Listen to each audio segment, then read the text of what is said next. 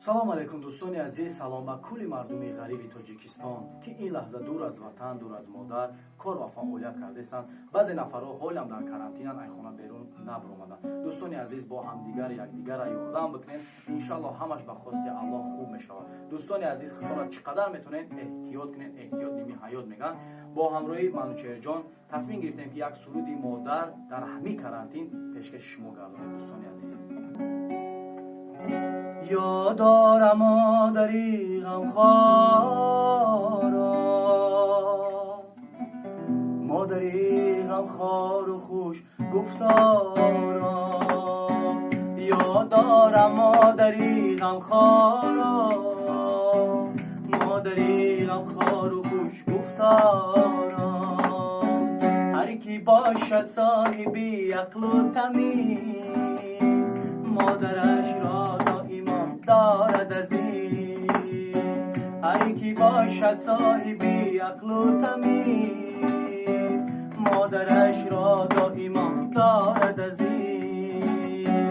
مادرم وقتی که بودم من جوان، ناگهان بیمار شد و رفت از جهان. مادری دیگر مرا فرزند بخوانده، سوزشی قلبی مرا پیوند بخوان. مادری دیگر مرا فرزند بخوانده، سوزشی قلبی مرا پیوند بخوان. گفت مثل مادرت من مادرم، با محبت من تو را می پرورم. از همین تو مادره که در سخنه واز کردن آن یکی مادر وطن. از همین دو مادره که در سخن وای، واز کردن آن یکی مادر وطن.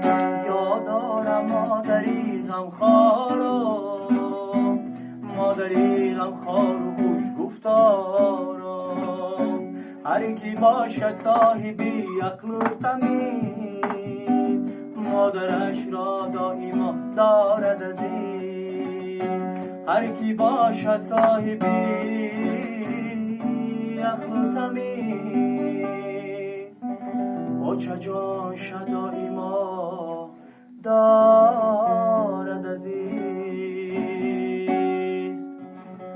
دوستان عزیز، مادرای مهربان چقدر میتونین احترام کنین تا که آینده پشیمان نشوین. خداوند همه شما را نگهبان باشه.